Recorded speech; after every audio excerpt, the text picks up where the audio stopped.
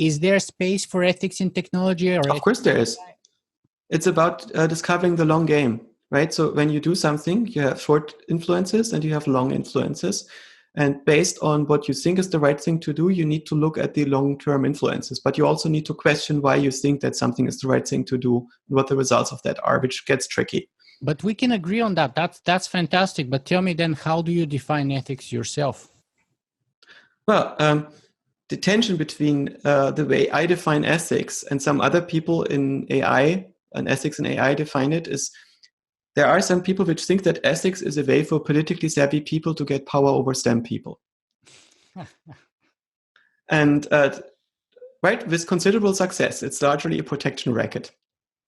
There's also a way that ethics happens where you have studies where somebody asks 1 million people of whether a self-driving car should run over young people or old people first. Right. And then they publish the results and it makes a big splash because people can relate to this. But it's ethics. Right. This is just happens so that philosophers had this trolley problem and suddenly they see an application. But it's largely the same thing as saying that the majority of people would want a minotauri to be confined in labyrinths rather than in public forests. Right. That is the situation that the gods were in, or the Cretan king was in, when his son turned out to be a minotaur. But it rarely happens. Right? In the same sense, it rarely happens that a self-driving car will have to make that decision. Probably not often enough to require an if-then in its code.